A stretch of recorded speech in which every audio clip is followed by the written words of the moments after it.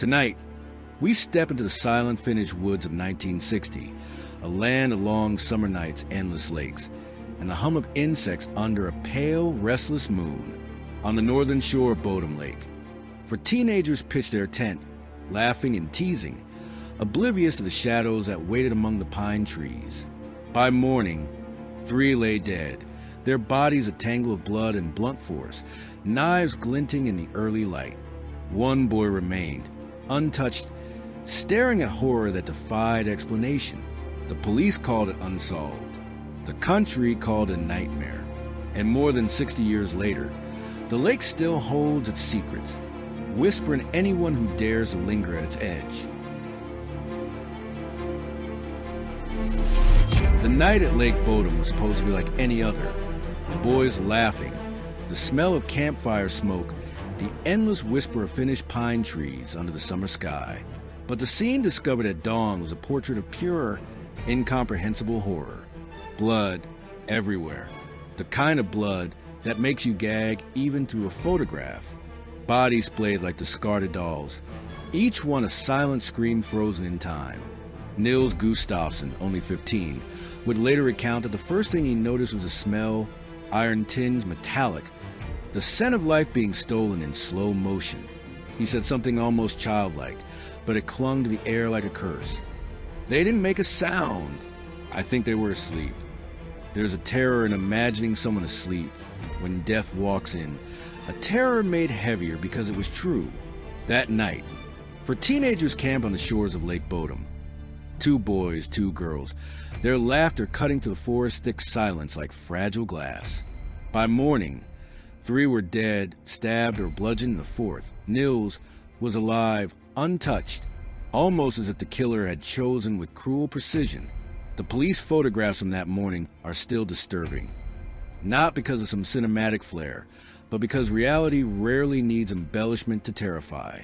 Bodies half hidden in the long grass, the blanket twisted and torn, knives left or removed. No one knows for certain. Forensic reports later confirmed blunt force trauma, puncture wounds, and injuries that defied simple explanations. One of the girls, the youngest, had wounds so severe it seemed impossible for someone of her age to survive them, let alone fight back. And yet, that detail would fade behind the endless speculations, the suspects, the whispers that someone knew too much. What haunts people most about Lake Bodom is not just the violence, but the eerie selectivity of it. Why spare 1 boy while obliterating the others? Why strike in the middle of the night, in a place so isolated no human ear could hear their screams? Some accounts suggest the killer moved with surgical precision. Others insist the forest itself was complicit, hiding footprints, swallowing evidence, mocking the living with silence. Historians, crime analysts, and true crime obsessives have debated it endlessly, but every answer seems to raise 10 more questions. And here's the detail that lingers like a phantom. Nils, when interviewed decades later, described hearing footsteps in the grass before anything happened, yet swore he saw no one. Some psychologists argue this is trauma. Some theorists argue, quietly, darkly, that he might have known more than he admitted. The mind recoils from that possibility. But Lake Bodom never forgives hesitation, never allows comfort. By the time the rescue team arrived, the scene was frozen into memory, police records, and the kind of whispers that make parents pull children a little closer on summer nights. Even today, teenagers go to Bodom Lake, daring one another toward the woods, imagining ghosts in the same way Nils might have, laughing and scared at once, thinking of knives that no one has ever found. That is the true terror. This is not just a story. It is an invitation, an unresolved horror, and every year it waits. It was the summer of 1960, and Finland was still catching its breath from the scars of war. The Second World War had left the country lean, wary, and secretive, a place where neighbors nodded politely. But no one really knew what secrets the forest held. Lake Bodom itself was a gem of stillness, a black mirror surrounded by dense pines, reeds brushing against the water like ghostly fingers. In the day, it was idyllic. Sunlight dancing across ripples, children skipping stones, fishermen humming old tunes. At night, however, it became a different world. Darkness came early, shadows swallowed paths, and the forest seemed to breathe with a life entirely its own. Camping by the lake was a rite of passage for teenagers. There was an unspoken thrill in escaping parental oversight, in testing courage against mosquitoes, fire, and the oppressive silence of the woods. But in 1960, there was something else lingering in Bodom, a collective, unspoken fear, a cultural residue of violence from wars and neighborhood whispers. Finnish society was quiet, orderly, almost meticulous, but quiet hides cracks. It hides grudges, secrets, the kind of simmering darkness that can explode without warning. The 4 teenagers, 2 boys, 2 girls, were part of this cultural tapestry. They were ordinary, but they had the audacity to flirt with freedom in a way that only youth can. School was behind them. The lakeside promised fun, and the forest offered anonymity. Yet, even the smallest Finnish towns had a strange duality, a love for nature's beauty, and an intimate knowledge that nature is indifferent. One misstep, one wrong place, and the serene calm of the pines could become a chamber of horrors. Police records and witness statements later painted Bodom Lake as deceptively quiet. Local adults recalled the sounds of summer nights, the plop of a fish, the croak of frogs, the hum of distant engines. Nothing out of place. But this was a landscape that demanded vigilance. The forest was labyrinthine, full of hollowed stumps, hidden ravines, and shadows that moved when you weren't looking. Even experienced hikers could vanish here. It was a world in which ordinary dangers, rocks, wild animals, hypothermia, intersected with the extraordinary, people capable of calculated cruelty. In a larger context, Finland was also experiencing the subtle tremors of modernization. Radios brought the world's news closer, yet rural areas remained isolated, almost timeless. The teenagers laughed by the lake would have seemed inconsequential to the wider world, a fleeting echo in the still summer air. But in this microcosm, in this pocket of untouched wilderness, every decision carried weight. A fire left unattended, a tent pitched near the water's edge, a choice to ignore the forest's warning instincts, all small acts that in hindsight became threads in a tapestry leading to tragedy. By understanding the setting, the social restraint, the natural indifference, the simmering post-war anxiety, we begin to see how ordinary lives collided with something unthinkable. The stage was silent, beautiful, and lethal, and as the lake waited for nightfall, it also waited for blood. Of the 4 teenagers at Lake Bodom that night, it is impossible to discuss the case without lingering on the figure of Nils Gustafsson, not because he was a hero or a villain, but because he became the sole witness to an event that refuses clarity. 15 years old, wiry, with a nervous energy that made him twitch at shadows and flinch at sudden sounds, Nils was the kind of boy whose thoughts ran faster than his words. Friends described him as quiet, observant, the one who noticed the small things, the tilt of a tree, the glint of a fish scale, a stranger's odd gait. In the hours before the attack, he had helped pitch tents, gather firewood, and tease the others with playful jibes. Then there was Tula, the youngest girl, barely 15, whose bright laughter seemed to echo across the lake. A keen swimmer, she was athletic and confident, the type who could climb trees faster than most boys.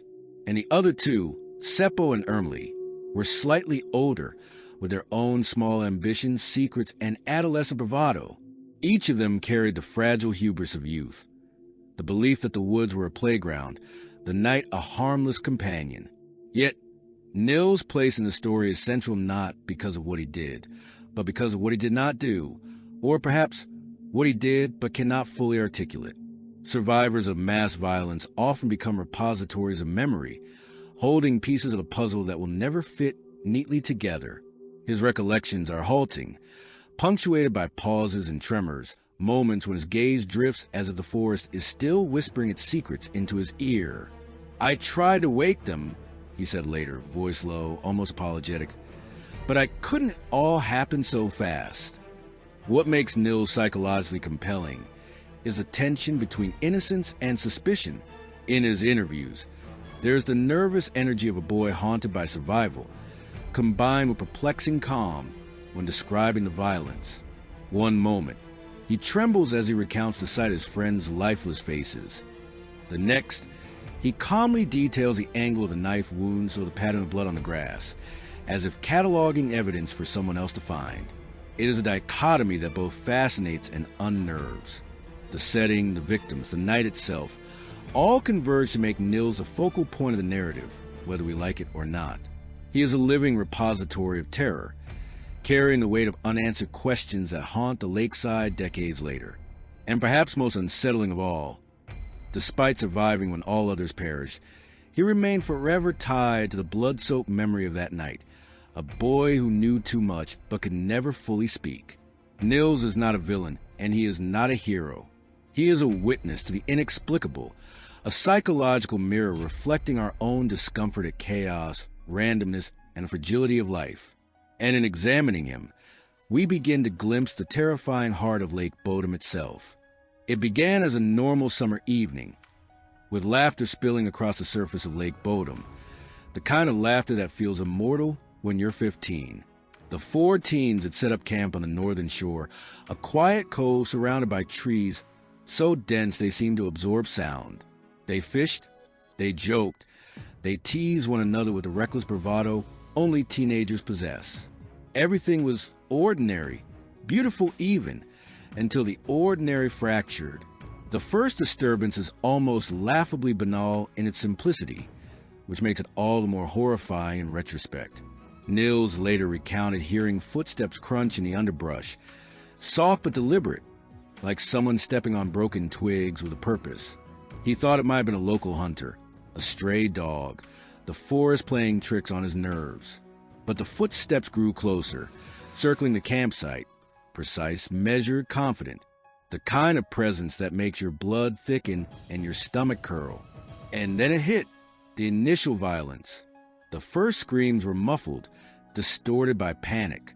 Nils remembered the smell instantly, coppery, heavy, pervasive. He described the sound as a mixture of thuds, thwacks, and choking gasps, like someone thrown into a lake, only wet and screaming. In minutes, the scene shifted from innocent leisure to grotesque tableau. One boy, one girl, stabbed repeatedly, bludgeoned, their small bodies sprawled across the grass, their lives extinguished in what felt like a heartbeat. The other girl, Tula, fought, left scratches on her attacker, left evidence that would be studied and dissected for decades, yet it was not enough. The terror was not random, there was selectivity. Nils survived untouched, a boy left standing in the middle of carnage, surrounded by friends whose blood soaked the ground beneath him. Some speculate he hid, some suggest he froze, some darker minds whisper that the killer might have known him and deliberately pass him by.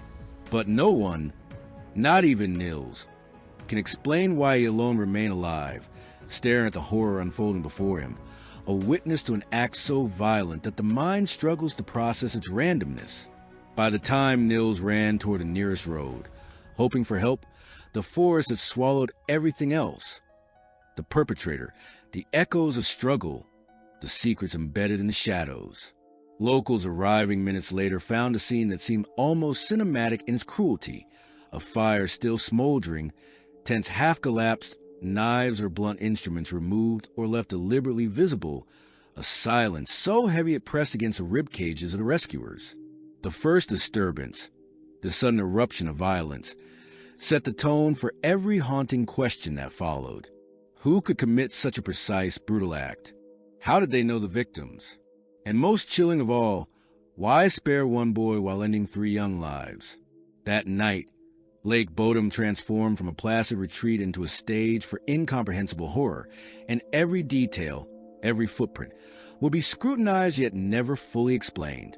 Once the initial horror settled into the public consciousness, the Lake Bodom case refused to behave like a conventional tragedy. Evidence contradicted itself. Witnesses' accounts wavered, and even the forest seemed to mock logic. Nils, the lone survivor, became both the key and the enigma, his testimony a delicate dance between memory and trauma, clarity and contradiction. What struck investigators first was the absurd precision of the attack. 3 teenagers murdered in a way that suggested knowledge, intent, and a disturbing patience. And yet, no one saw the killer. No one heard anything beyond what Nils described. Autopsy reports deepened the nightmare. Tula and the other victims bore signs of both blunt force trauma and stabbing. Injuries so severe that they implied a cold-blooded efficiency, almost surgical in execution. But there were inconsistencies. Some wounds were deep and violent, others shallow, almost hesitant, as if the killer hesitated, reconsidered, or perhaps wanted to send a message. Blood spatter on the tents and surrounding grass suggested movement, but the patterns didn't match a simple assault. It was as though the scene had been partially staged. Some forensic analysts would later argue that it looked like a tableau designed to confuse or torment. Local villagers whispered about the forest at night, recounting strange noises and fleeting shadows that defied explanation. Some suggested wandering tramps, mentally unstable individuals, or petty criminals seeking thrill. Others leaned toward darker, almost folkloric theories. Spirits angry at intrusion, the vengeance of a restless forest. Even among the police, disagreements flourished. Footprints were found, then lost. A mysterious boot print, too large for any of the teens, appeared near the lake, only to vanish under the morning frost. Items of clothing were missing, some later discovered miles away, others never at all. Public fascination exploded. Newspapers reported the crime a mixture of horror and sensationalism, painting Lake Bodom as a place of lethal beauty. Teenagers dared each other to camp there. Adults whispered warnings to their children, and the forest itself became a character in a story no one fully understood. The deeper investigators dug, the murkier everything became. Could it have been a local man with grudges? A stranger passing through? Or, horrifyingly, the work of someone the victims knew? Someone hidden in plain sight? Even Nils' account, the supposed cornerstone of clarity, became a source of ambiguity. He described hearing footsteps, seeing shapes, and feeling eyes on him, but claimed he never saw the attacker. Psychologists speculated on the effects of trauma on memory, while some theorists argued that he might have subconsciously shielded himself from reality, editing the narrative in ways he could tolerate. And the most haunting aspect? Every theory, every clue, every speculation still failed to answer the single unyielding question: who and why? By the end of those first frantic days, the case had shifted from a local tragedy to a labyrinth of possibilities. Lake Bodom was no longer just a summer retreat. It had become a place of obsession, rumor, and dark fascination. And like any deep forest, the more people tried to map its secrets, the more lost they became. The investigation into the Lake Bodom murders was a masterclass in frustration, contradiction, and human fallibility. Police arrived quickly, combing the shoreline, examining tents, noting the angle of knife wounds and the scattered belongings of the victims. Yet, despite meticulous records, the killer left almost nothing behind. Footprints vanished into soft soil, fingerprints were minimal, and any potential DNA evidence was, of course, decades before such science existed. What remained were shadows, impressions, and a boy's terrified account, a fragile narrative standing in for reality itself. Early theories ranged from the mundane to the insane. Perhaps a local petty thief had struck opportunistically. Perhaps an outsider with psychopathic tendencies had wandered into the woods. One investigator noted that the precision of the assault suggested familiarity with the terrain. Another insisted it was random, an almost supernatural coincidence. Finnish newspapers fueled speculation, each article layering suspense and horror, portraying the killer as everything from a calculating madman to a ghost of the forest. Even Nils Gustafsson's story became a source of debate. His survival, impeccable though it seemed, raised uncomfortable questions. Could he have fought back, resisted, or even been involved? Skeptics suggested he had motives to conceal the truth, pointing to inconsistencies in his recounting of the footsteps and the exact timing of the attack. Nils always denied wrongdoing. Yet decades later, the shadow of suspicion never fully lifted. In true crime circles, he became both a witness and a symbol of our discomfort with ambiguity, alive while others died, observing while unable or unwilling to fully explain what he saw. Theories multiplied as the investigation faltered. Some posited a lone killer wielding a knife and blunt instrument with premeditated precision. Others suggested multiple assailants, coordinating in silence. There were whispers of a sex-based motive, of revenge, even of ritualistic undertones. Nothing fit perfectly. Items recovered, tufts of hair, clothing fragments, disturbed ground, offered tantalizing hints but no closure. Some theorists argue that the forest itself acted as a confounding agent, erasing traces and forcing human investigation to fail. Over the years, the case took bizarre turns. In the 2000s, Finnish police re-examined the scene, eventually arresting Nils as a suspect in the theory that he might have killed his friends in a fit of anger or jealousy. He was later acquitted, but the trial reopened wounds that had never fully healed. Experts debated motives, timelines, and forensic inconsistencies, yet the truth remained stubbornly elusive. Even technological advances, modern DNA analysis, advanced criminology, failed to pierce the veil of the past. The Lake Bodom case, in essence, became a mirror reflecting our deepest anxieties. Every clue that suggested resolution also hinted at something darker: randomness, malevolence, human fragility. The investigation itself evolved into a psychological puzzle, a test of patience and perception, revealing as much about those who sought answers as about the events that transpired by the lake. If there was ever a moment when the Lake Bodom case tilted from grim tragedy into outright bewildering chaos, it was the arrest of Nils Gustafsson decades later. Imagine it.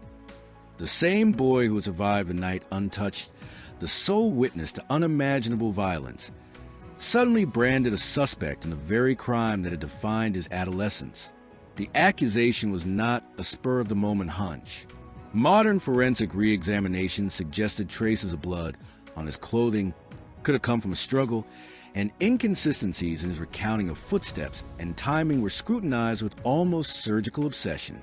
The courtroom became a theater of psychological horror. Witnesses who had long passed into memory were summoned, documents dusted off, every minor detail magnified into a potential clue. But what was supposed to be clarity descended instead into confusion. The prosecution argued motive rooted in teenage jealousy, survival instinct twisted into guilt. The defense argued trauma, misinterpretation, and decades of memory distortion. Experts clashed like titans. Forensic analysts debating over the trajectory of blunt force trauma, psychologists dissecting trauma-induced amnesia, criminologists arguing over the probability of a single killer versus multiple assailants. Nils' own testimony became a haunting element. His pauses, shivers, and distant gaze told the jury and the world more than words ever could. There were moments when it seemed he was speaking not just of events, but to the ghosts that still lingered in the Finnish forest. And yet, even in the heart of legal scrutiny, every logical argument was undermined by the same mystery that had frustrated authorities in 1960. There was simply no definitive evidence linking him to murders. No eyewitnesses saw him commit a crime. No weapon could be traced to him. No confession existed. Only shadows of suspicion. The turning point was almost cinematic in its cruelty. Public opinion wavered wildly. One moment sympathized with a lifelong trauma survivor, the next convinced of sinister possibilities. Media outlets speculated endlessly, crafting narratives that blurred fact and conjecture. And then, in a verdict that left a bitter taste in the mouths of both the public and professionals, Nils was acquitted. Justice, or the semblance of it, had been served, yet the case itself had fractured into 1,000 shards, each one cutting a little deeper into collective understanding of what had happened that night. The emotional climax of the case wasn't in the courtroom, though. It was in the unsettling realization that decades of investigation, expert analysis, and media attention could not penetrate the enigma. The killer, or killers, remained unknown. Nils, both survivor and suspect, walked free, but the shadow of suspicion and the unbearable weight of unanswered questions lingered, a psychological scar on Finland itself. Lake Bodom had not only claimed lives, it had shattered certainty. And yet, Despite decades of investigation, trials, and re-examinations, Lake Bodom remains unresolved, a riddle soaked in blood, whispered about in Finnish forests, and lodged uncomfortably in the public imagination. Officially, the case is unsolved. No one has been convicted for the murders of Tula, Seppo, and Ermeli, and the identity of the killer, if there was a single killer at all, remains a phantom. Over the years, several theories have dominated discussion, none conclusive. One posits a random attack by a stranger, a transient wanderer, a criminal seeking opportunity, someone who disappeared into the night without a trace. Another suggests someone from the victim's own circle, a boy or man known to the group, whose actions were driven by jealousy, rage, or a fleeting psychological collapse.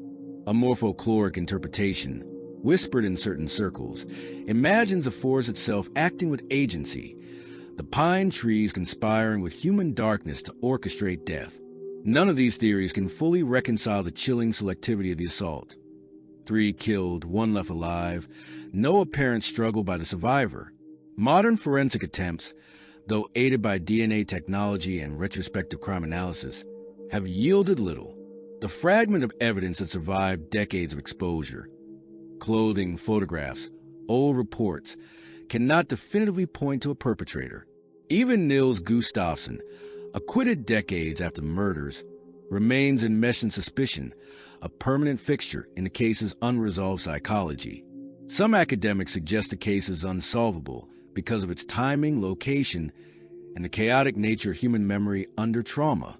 Others insist that somewhere in the silence of that forest, a clue waits, stubborn and hidden, to speak its truth. The unanswered questions are brutal in their simplicity. Who attacked the teenagers? Why were 3 murdered and 1 spared?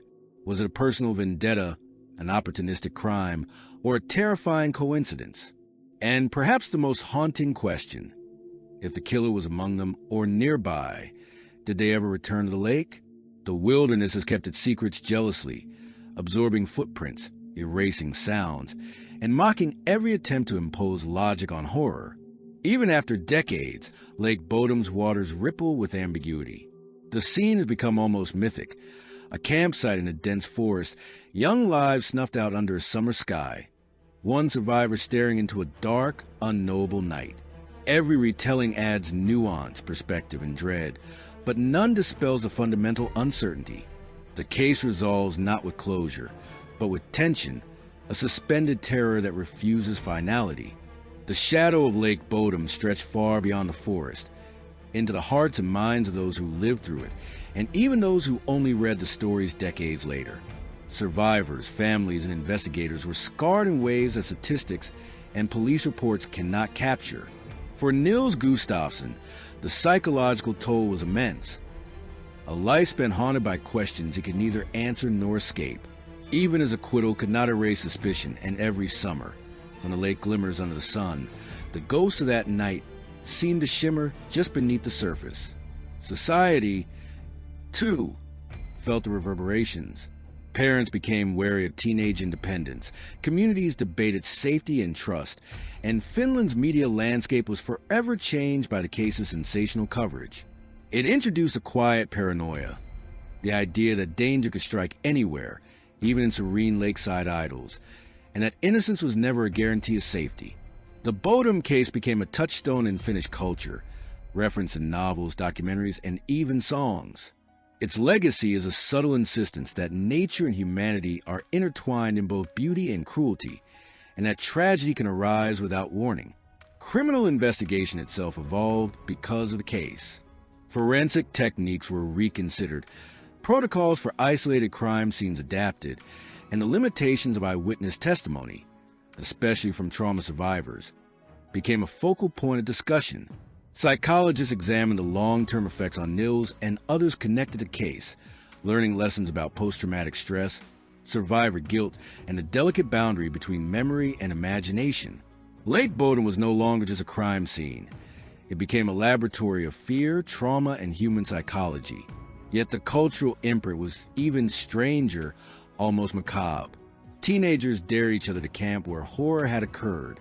True crime enthusiasts visited the lake with flashlights and cameras, drawn by fascination, dread, or some unspoken ritual of proving courage. The story entered folklore, blurring lines between history and legend, with whispers that the forest itself remembers, that the shadows of the victims linger among the pines. The lake, tranquil in appearance, became a psychological scar on a generation, a cautionary tale and a dark fascination rolled into one. Lake Bodom's legacy is the uncomfortable reminder that some mysteries do not resolve, that trauma, both personal and collective, reverberates across time, that justice, legal or moral, does not always find its mark, and that the forest, beautiful and silent, may hide truths that are never meant to be fully understood. Decades have passed, yet Lake Bodom refuses to release its grip on those who study it, live near it, or simply imagine it. There's a peculiar, almost perverse poetry in a place so serene by day, so brutally violent by night. You look at its calm waters, hear the rustle of pine needles, and almost expect normalcy. But deep beneath, the memory of blood, panic, and unanswered questions lingers like sediment in still water. One of the most unsettling aspects is the selectivity of death.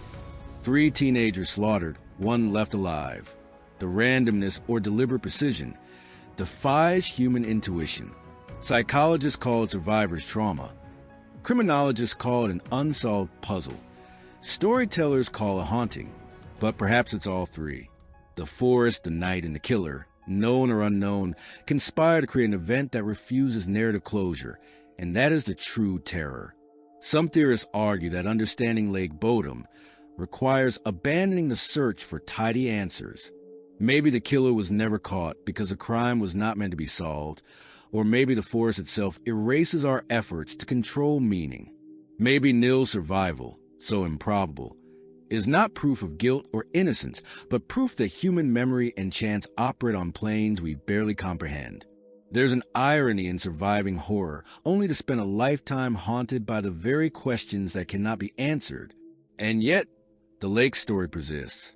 It whispers through the trees, murmurs in books and documentaries, and flickers on screens in the curiosity of those who cannot resist staring into darkness. It reminds us that evil can be intimate and inscrutable, that innocence offers no immunity, and that sometimes the simplest questions, who did this? Why? Remain forever unanswered. In the end, Lake Bodom is more than a crime. It is a mirror.